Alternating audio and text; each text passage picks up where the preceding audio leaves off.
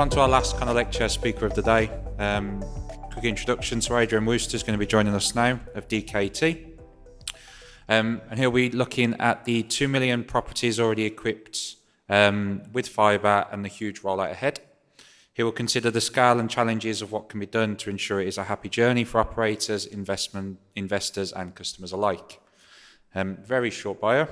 Not that it is, but yeah, I won't talk too much. So Adrian has 25 years experience in data networking with a focus on full fibre strategies, having worked with operators like GigaClear, public bodies including BD UK, and now on the vendor side with DKT, who focus on the first meter of a network inside the customer's property. The floor is yours. Hello. I'm very conscious I stand between you, coffee and motorbikes, so I'll try and keep the pace up a little bit, shall we? I thought what I'd do is split this up into 3 bits. A little bit about us, because I suspect we're not a brand name in the UK yet. Then looking at what the UK fibre market is doing at the moment and some of the challenges that's actually presenting. And then finally, some of the ways that certainly we at DKT have started to try and address some of those, and I think there's probably some lessons in there for the wider market as well. So a little bit about us. Actually, the last time I was speaking here, I was with GigaClear, so pure fibre camp. Now I'm not GigaClear, but I am working with DKT. Now DKT, it stands for Dansk Cable TV. So back in the mid-70s, they were created to help with the Danish cable TV rollout, particularly the customer installation side of things. Back in the very late 90s, 98, 99, they started to see that there was the potential for migration to fibre, so they produced their first ever fibre to the home gateway. So we've now got 40 years worth of cable experience, 20 years worth of fibre experience, and I think that makes us quite an unusual company in that we're one of the few that's got a foot in both camps, because it tends to be rather an apartheid sort of industry, doesn't it? You're either fibre or you're cable, and we're a little of both. We're also a little unusual in that we have feet in both the passive and the active side of things, so we just focus on the customer installation piece regardless of whether it's got a plug on or not. We're actually part of a much larger group, the BTV Multimedia group. The reason you probably never heard of that either is it's predominantly a German group, or DACH group, so we've got German, Austria, Switzerland, we cover Scandinavia.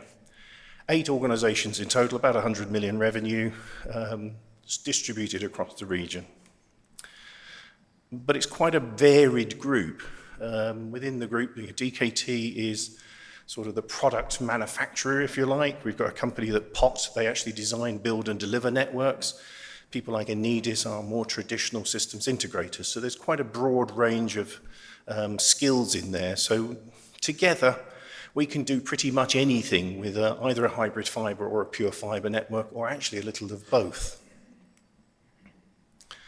And we have customers of every type as well. So TrueSpeed and GigaClear are major customers in the UK. We've got people like Telefonica and Virgin in other markets.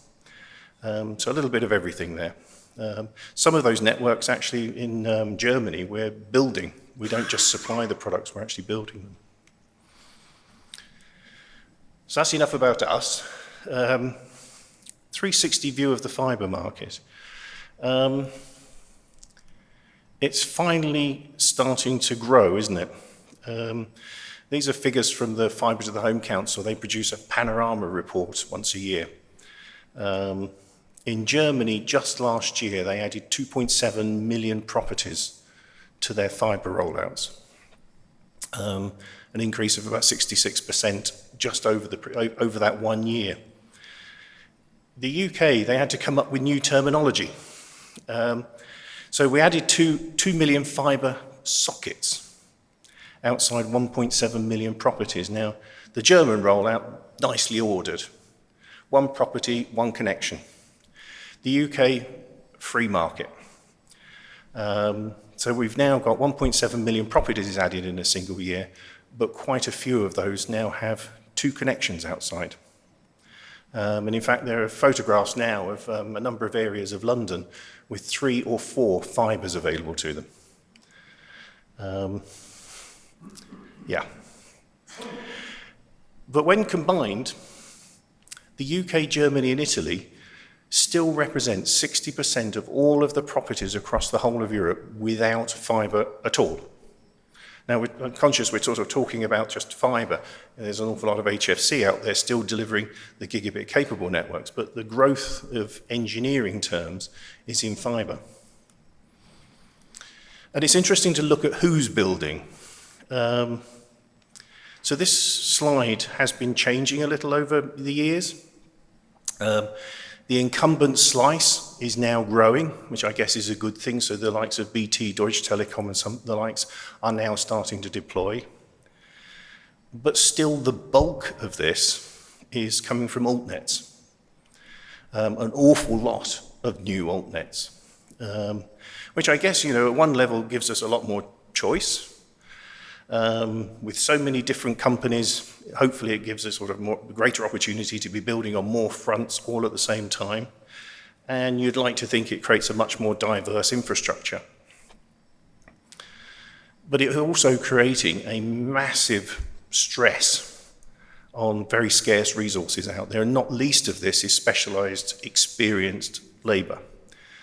I mean, one of the things we've seen in the UK since the B word is a lot of the labour, the very skilled splicing labour, for example, was coming over from Eastern Europe.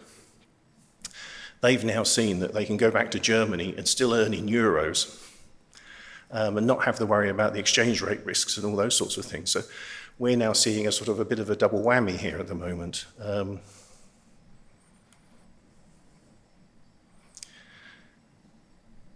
It's also interesting, so when you look at the UK, so at DKT we started to do a bit of a dig specifically into the UK. We found well over 70 operators been announced in the UK now. And if you link, just sort of filter out the fibre to the press release stuff and actually link it to genuine investor announcements, between them they've announced nearly 67 million homes passed are going to be built to with fibre over the next few years, with funding announcements in a country of 28 million properties. And if you break that down into the different sort of geographic regions, that means even in theory, even the rural-most areas are going to see at least 2 fibre connections each. Now, reality is I don't believe it. If you're in very, very urban areas where the cost per home passed might sustain 2 or 3 connections maybe, but in a very rural area, I just don't believe, you know, in a lot of these cases, 1 will be lucky. But 62% of all of this announcement, even with the big announcements from Virgin and BT, 62% of this is coming from altnets. It's not unusual nowadays to see a complete greenfield, new altnet you've never heard of come to the market with £1 billion in funding behind them.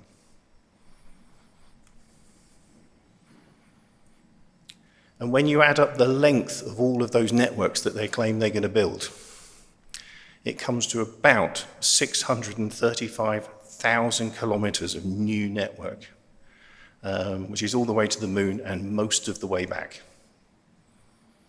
So these are enormous, assuming they actually get to build all these networks, these are enormous challenges.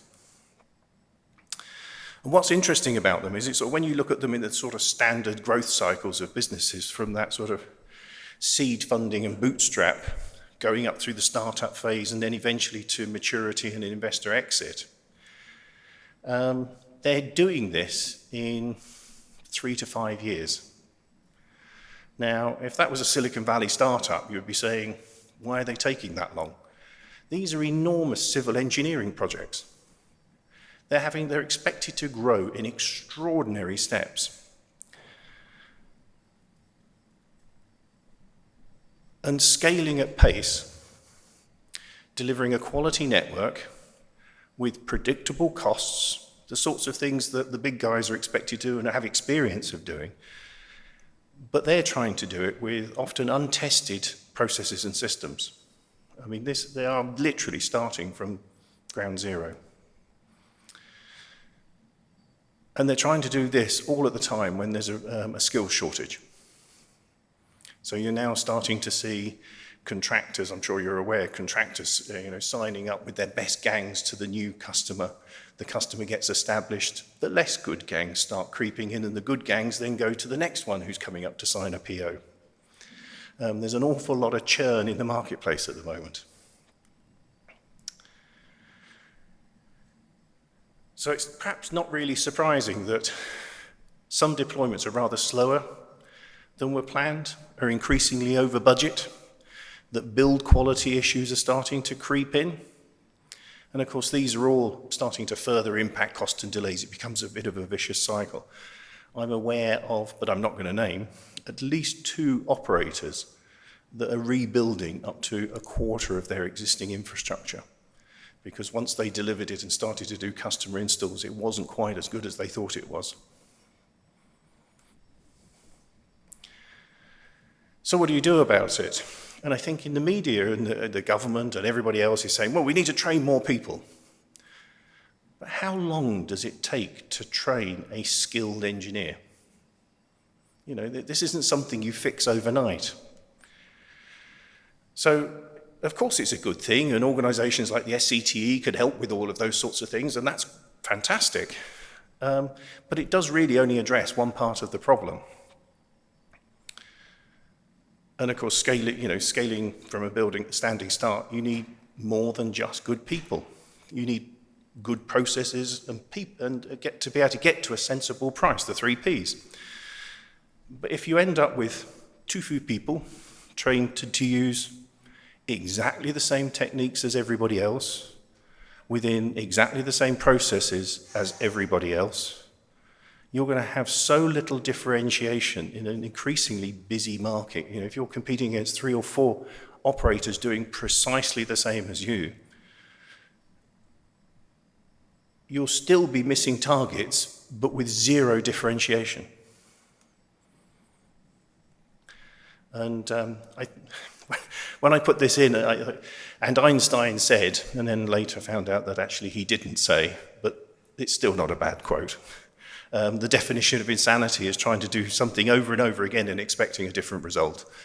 And that's exactly what a lot of these guys are doing. I think it was quite interesting. When I first started at GigaClear, there was us, City Fibre, Hyperoptic. And nobody had done this before. We were kind of pioneering building fibre networks, and it was a really, really exciting time.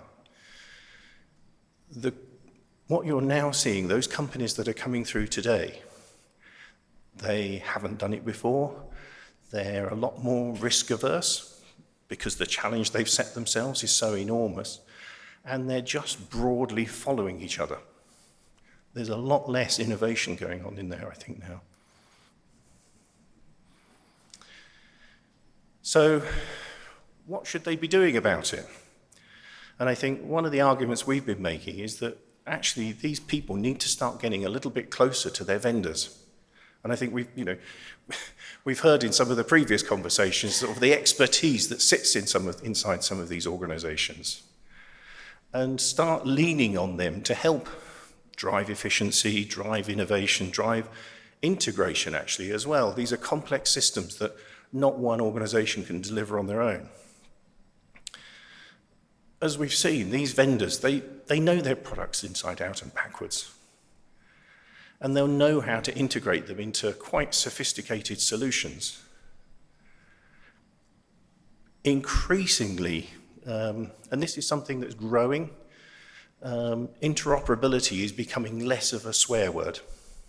When I started in these sorts of networks, GPON, the Fibre to the Home Council, used to say, we're going to have a plug fest and an interoperability report every year. Every year it was cancelled because there was none. Now, XGS-PON, really good integration. Our solutions integrate with most of the major brands. And that sort of thing is becoming much more common. And in fact, COVID and all these other issues we've been facing at the moment, and the chip crisis has resulted in a greater push towards interoperability, so that's becoming a good thing. And all of us, we're innovators in our own right. We don't stand still, we're constantly evolving. You saw what's going on with DOCSIS 4.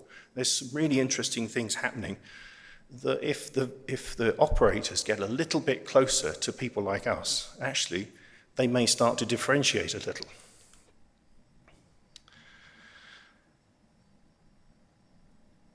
And when it comes to that skilled labour,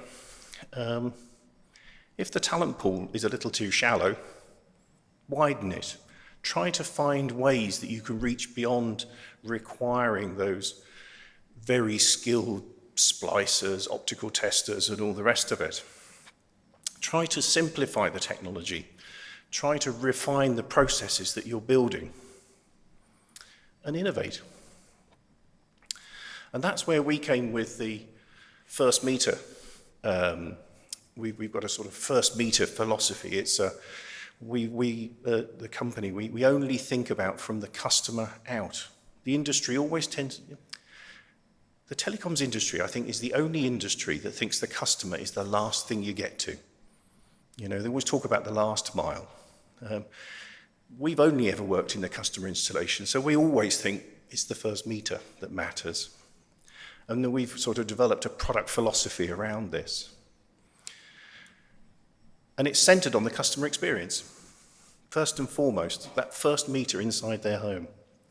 And it has to be simple, not just for the customer, but for the operator as well. It needs to be prepared to the future. Resilient and reliable, so the operator doesn't worry about it, the customer doesn't worry about it. And we're quite happy that it's minimally disruptive. So once it's in there, it sits there for 8 years, forgotten about. If we start hearing back from our customers, actually, that's kind of a bad thing. So what does it do in practice? It gives customers more control. Actually allows them to be a bit more involved in some of these decisions. So we have gateways that simply click on and click off. The customer can do half the install if you wanted them to. It reduces the skills required for a customer installation to pretty much what can be done with a maintenance worker. It doesn't need splicing and all the rest of it. And we embed smart technology in there so those specialist skills can be centralized rather than sitting in, wandering around with handheld meters. So this is an example of what we've done with customer installation. This is what we call our installation box. It's a combined wall box on the outside with a fibre termination box on fibre termination box on the inside, and it's all pre-terminated. The internal box comes with a tube spike on the end. If the installer knows how to drill a hole through the wall, that's most of the job done. They drill the hole through, push the tube through, pin the internal box to the wall. The rest of the installation can be done from the outside. So in COVID times, you're minimizing the actual exposure to the customer. The external box, it just clips on, trim the tube off, wrap the pre-built fibre inside it, into it, clip in, and you've done. Takes less than half an hour to do the entire installation. But it didn't require any specialist skills at all. Where you obviously want to be able to measure the solution to make sure that it's actually working correctly. We've built in optical reflectors, so that you instead of ever having an ODTR in the hand of every single field engineer, you can put it in your centralized NOC. They can do the measurements remotely. So you have one or two people in the organization that know how to honestly read an ODTR. I mean, one of the things we've been finding as well is increasingly operators are wanting to take that measurement into their control rather than rely on their contractors, for example, as well. That fixes that problem too. So in practice, I'm pressing backwards. And the click on gateways. So once you've got your faceplate in there, this is the gateway. We have GPON, Ethernet, 10 gig versions, and it just clicks on. So again, it's something that the customer can do themselves. So when you're migrating from GPON to XGS-PON, 1 gig Ethernet to 10 gig Ethernet, the customer can just clip it on themselves. You don't need to send an engineer to site to do this. And every one of our solutions also has a variant that supports RF for cable operators. As I say, everything we do is with a foot in both camps. Over half of our customers are cable operators that are increasingly putting more fibre into their networks. And the centralized testing piece. With the optical reflectors installed in every customer, you centralize the testing, you're getting better quality network build, you avoid remedial work, you know that 100% of your customers are ready for service when you say they're ready for service, which is something that's not happening today. And again, it centralizes that skill pool. And the field engineer, all he really needs is a smartphone. He says, I've done this install, click, and it will come back red or green. And then they know whether they finished the install or not. They don't need the level of skills that traditionally we've done. And what we found is that from the business case point of view, by centralizing it,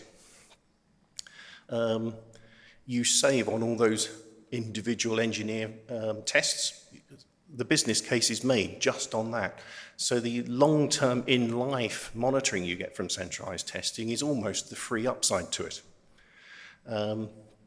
And you start to see some really interesting things in there. So because you're measuring the optical performance of your network permanently, you start to see even slight variations in the quality. So as your fibre settles, as it degrades, as trees grow into the overhead cables and start bashing it, you start to notice that. So you can start putting in preventative maintenance rather than break-fix emergency repairs.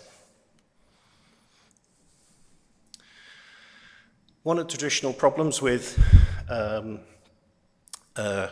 centralizing your optical testing, though, has been preterminated cables. So if you're going to a de-skilled workforce and you're no longer doing splicing in the field, you're probably using machine-made cables.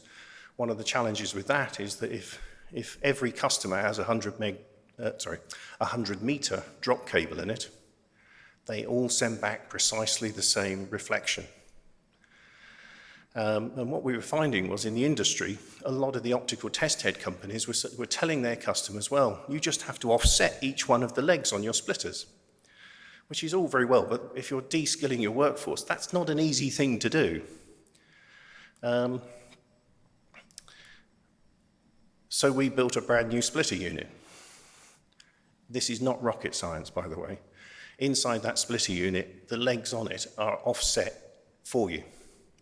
So now if you plug into port 1, it will give a separate reflection to port 8, and you don't need to measure it, you don't need to think about it, and it's just plug compatible with existing splitters that you may already have in the network. So again, this was sort of an example of just trying to make life easier and working with our customers. So what does a good vendor do now? Well, they need to be customer-led innovators. Most of what you saw there came from customers coming to us and saying, wouldn't it be great if? That we've become comfortable with multi-vendor solutions. You saw there we're working closely with Viavi on centralized testing, for example. You need to be able to reach out with other vendors and bring together much more complex systems and be happy with that, which then means you've got to believe in open access. You've got to believe in not locking vendor lock-in. And you've got to start working much more intimately with customers. So not just saying, expecting the PO, shipping it and saying, how many RMA returns have you got? And, dealing in a very perfunctory sort of way. You need to get embedded in these customers. Often cases, you know far more about delivering networks than they do. And that's me finished. Was that a bit of a whistle-stop tour? I was conscious that we were running a little bit late, and I know you probably fancy a cup of coffee.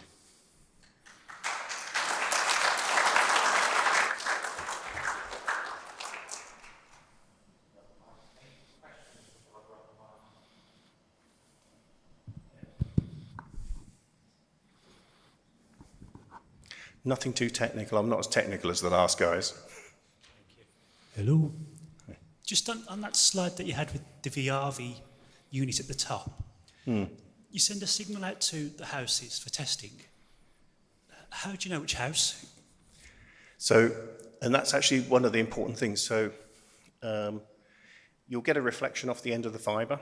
So when you're doing the installation, what we recommend is that when you put that splitter unit I showed on, you put the reflectors on each of those legs. They get delivered with the reflector there. So when the installer comes to actually do the customer install, you snap the reflector off there, go to the customer house, and you put that reflector onto that customer install in their wall box, for example. Then when the engineer does the remote test, they've got the new reflection coming back, and it will be the only one that's really changed. And that will get logged against that house. They'll then know that that's that specific house's signal from then on. So there's a bit of process in there, but that can be quite easily built into the workflow tools that the customers use, the operators use. Got you. That's great. Thanks. More questions?